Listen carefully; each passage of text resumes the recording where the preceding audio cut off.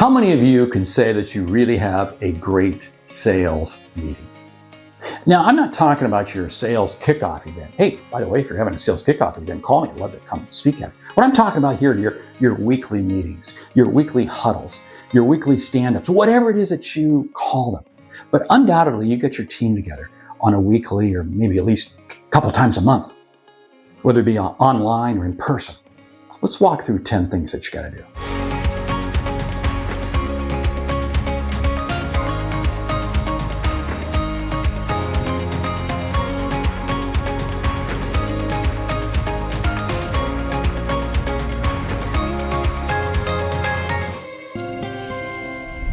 One, you got to spend time focused on one hot issue. Don't sit there and have your meeting be a checklist. Because if it's just a checklist, you could have done it by way of an email. You want to focus in on one hot topic. The reason being is because this allows you to get a conversation going. This allows you to get really dialogue going. You get input from people. Dialing in on one hot issue is going to help people feel like, yeah, I'm learning something. Yeah. Two, recognize performance. Every week, you got to call out somebody for something they did.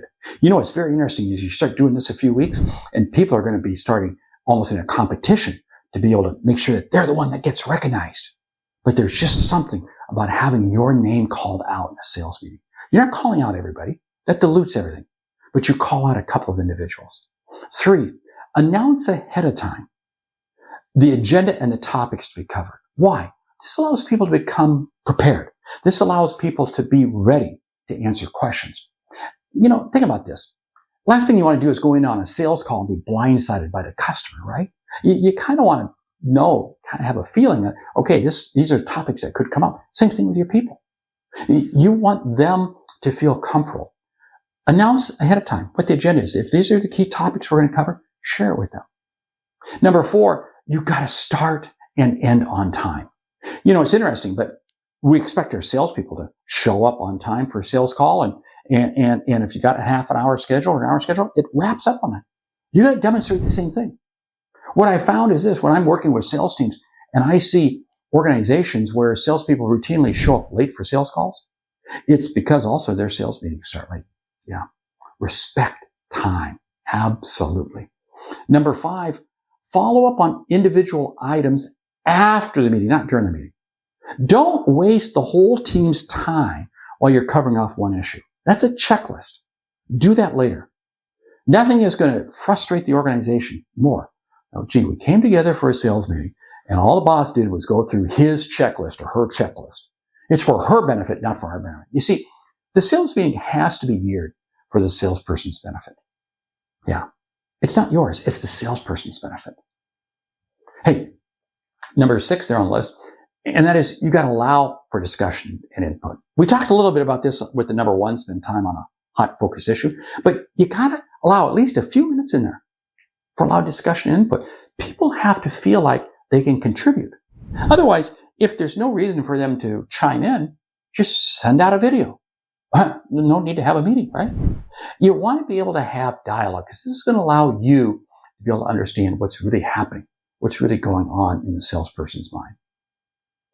Number 7, keep to a minimum the amount of time allocated to a supply chain issue. Now, there's always supply chain issues, but again, if all you do is wind up spending the whole hour, by the way, a good sales meeting only has to last an hour, talking about availability and what orders are getting cut and so forth.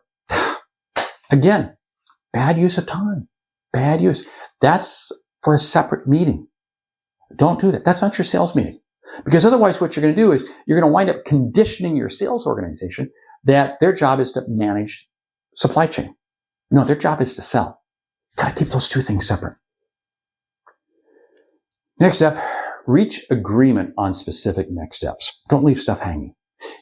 Same thing with a customer, right? We go in and we want to get closure on the sales call, right? You want to get closure on those issues. You've got to create a specific next step. Reach agreement on it. Okay, we're going to have this conversation here, but when we get done, this is how we're going to execute this. This is going to be the objective for this next week or next month. This is how we're going to deal with this type of problem, this type. Reach agreement and make sure that everybody is signed off on it. Number 9, Allocate time for each meeting for a personal growth training activity. Now, what do I mean by this? I love calling out somebody and saying, hey, you just closed this deal last week. Share with the organization. Take 60 seconds, tell them the problem and what you solved, and then share with them in another minute kind of some of the techniques that you did. And let's get a conversation going for 5 minutes. And what can we all learn from that? You say, what does this do? It allows somebody to feel like they're contributing. You don't have to run the whole meeting. They are really, wow, guess what? My success is being called out. I get to share. People get to learn from it. And it's amazing. People learn better from one another than they do from you. Just keeping it real. Number 10, motivate the team and build culture. You've got to end the meeting on a positive note. Celebrate the success and say, hey, this is our objective for the coming week. Here's how do you want me to help you? What can I do for you? How are we going to hold each other accountable?